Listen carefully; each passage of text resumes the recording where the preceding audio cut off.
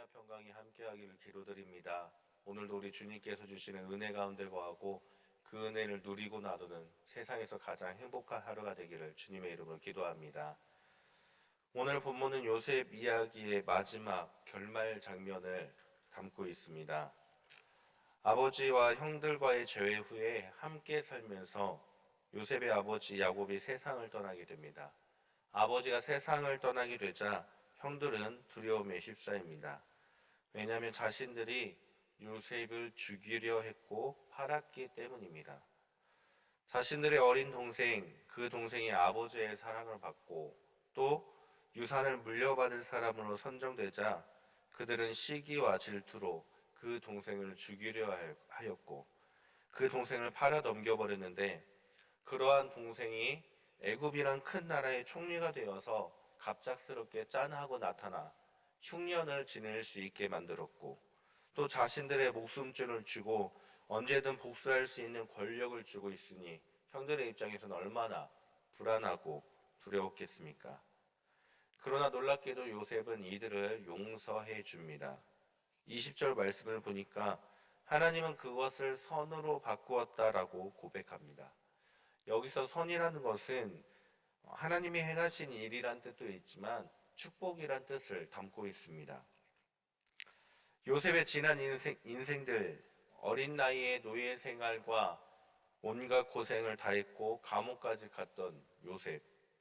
어쩌면 그의 인생은 고생과 아픔과 또 형들의 배신이라는 잊혀지지 않는 상처 속으로 그렇게 쓰디쓴 인생을 맛보았을 것입니다. 그런데 요셉은 고달픈 인생을 살았음에도 불구하고 하나님께서 그 가운데서 축복을 주셨다라고 그렇게 고백하고 있습니다. 그 축복은 요셉 자신을 위한 축복이 아니라 백성의 생명을 구한 것 그 자체가 선이었고 하나님의 축복이었다라고 요셉은 마지막에 그렇게 고백을 하고 있습니다. 자신이 총리가 되어서가 아니라 백성의 생명을 구한 것 그 자체가 축복이라는 이 고백은, 요셉은 자신의 눈으로 세상을 바라본 것이 아니라 하나님의 시선으로 하나님의 뜻하신 바를 바라보고 살았다라는 것을 의미하는 것입니다. 희망이 없어 보이는 노예 생활, 누명을 써서 억울하게 갇혀 생활한 감옥 생활, 그 모든 것이 인간의 시선으로 바라보았다면 요셉은 하루하루 살기가 힘들었고 형들에 대한 복수를 가슴에 품고 살았을 것입니다. 그러나 요셉은 형들이 자신의 진심을 몰라주자 울면서 내가 어찌 하나님을 대신하리까라고 그렇게 결말 부분에서 고백을 하고 있습니다. 자신의 암울한 인생의 삶에서 머문 것이 아니라 자신의 그 아픔과 고통 가운데 있는 그 삶에서 역사하고 이끄시는 하나님의 뜻을 바라보았고 그 상황을 이겨냈기 때문에 자신에게는 아무런 관련이 없는 일이다라고 그렇게 고백하고 있는 것입니다. 내 상황이 어떻든지 그 모든 상황 속에서도 역사하고 이끄시는 하나님의 뜻을 바라보는 그러한 믿음, 그 믿음이 요셉에게 있었기 때문에 요셉은 하나님이 늘 함께 하셔서 무엇을 하든지 형통함을 누렸다라고 그렇게 성경에서 기록을 하고 있습니다. 형통함을 누리는 축복, 그 축복을 받을 수 있는 사람이 요셉이었고, 또한 하나님께서는 요셉을 통해서 백성의 생명을 구원하게 되는 하나님 자신의 선한 일을 이루신 것입니다. 그렇기 때문에 우리는 우리의 상황을 보는 것이 아니라 세상을 바라보는 그러한 마음으로 사는 것이 아니라 하나님을 바라보며 하나님의 시선으로 세상을 품고 하나님의 뜻을 구하며 살아가야만 하는 것입니다. 요셉처럼 하나님의 뜻을 구하면서 주님의 시선으로 세상을 바라보며 살아갈 때 하나님께서 함께 하심으로 인해 형통함을 누리게 되고 하나님의 뜻을 이루어 가게 됨을 믿으시기를 바랍니다. 또한 우리는 요셉의 결말 부분에서 용서라는 단어에 대해서 생각해 봐야 됩니다. 형들이 자신들의 죄를 용서해 달라고 그렇게 요셉에게 간구하고 있습니다. 용서가 무엇입니까? 용서가 무엇입니까? 용서는 우리가 할 수 있는 것이 아닙니다. 특히 죄에 대한 용서는 우리가 할 수가 없습니다. 죄에 대한 용서는 오직 한 분, 예수 그리스도만이 할 수가 있으십니다. 예수님만이 십자가에서 죽으심으로 화목제물을 희생하심으로 인해 하나님과 우리를 용서, 화해해 주셨기 때문입니다. 가끔 우리는 신앙생활하면서 누군가를 단죄, 정죄하기도 합니다. 율법으로, 성경으로라는 위명 아래 우리는 신앙생활을 똑바로 해야지 라는 말, 또는 너가 하고 있는 신앙생활은 잘못된 신앙생활이야 라는 말을 하기도 합니다. 그런데 이 모든 것의 기준이 무엇입니까? 우리는 성경이라고 말하고는 있지만 결국 내 기준으로 판단하고 내 기준 하에 정죄를 하고 있는 것이 아닙니까? 그리고 우리는 또한 서로 사랑해야 된다라고 말하고 있습니다.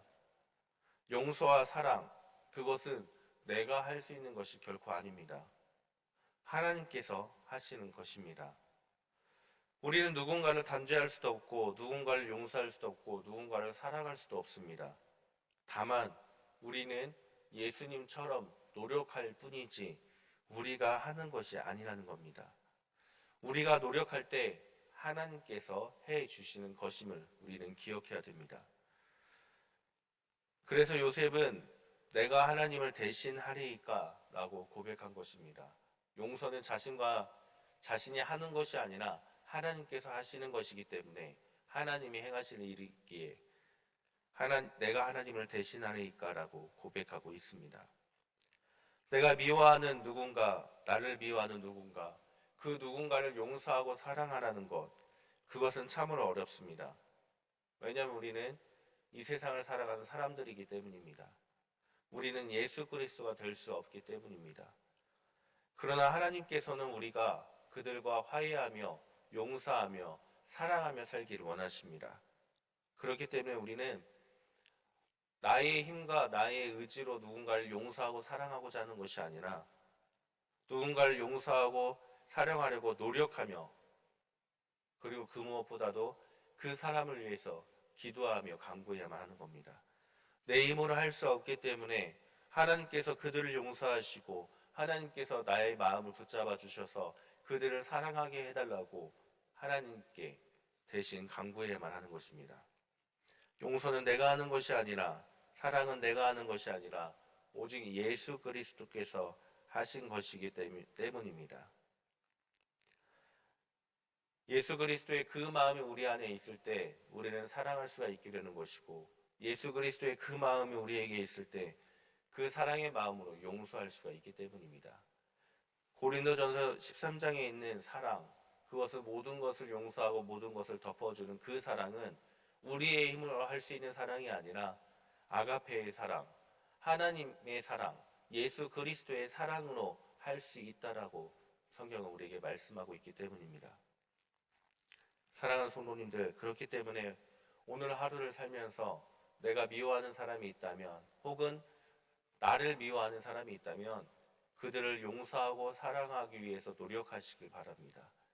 단 나의 마음과 나의 힘이 아니라 나의 의지가 아니라 오직 예수 그리스도의 아가페의 그 사랑으로 용서하고 사랑할 수 있도록 주님께 간구하며 그렇게 살아감으로써 하나님께서 원하시는 화해의 삶, 용서의 삶을 사시기를 주님의 이름으로 간절히 축원합니다. 함께 기도하겠습니다. 하나님, 이 시간 요셉을 통해서 우리가 함께 말씀을 묵상했습니다. 이 말씀을 기억하고 우리도 요셉처럼 살아가게 하여 주시고 주님이 함께하여서 형통함을 누리는 사람들이 되게 하여 주옵소서. 3번에 걸쳐서 요셉에 대해서 우리가 말씀을 묵상했습니다. 요셉처럼 우리가 살아감으로써 하나님께서 함께 하심으로 말미암아 형통함을 누리는 주님의 복된 삶을 사는 사랑하는 성도님들 될 수 있도록 주님 오늘도 우리를 이끌어 주옵소서. 주님의 뜻을 구하고 주님의 뜻을 이루며 죄악의 자리를 피해서 죄악의 자리에 함께하지 않으므로 오직 예수 그리스도의 그 마음으로 사랑할 수 있는 요셉과 같은 사람들이 될 수 있도록 우리들의 삶을 주님께서 이끌어 주옵소서. 예수 그리스도의 이름으로 기도드립니다.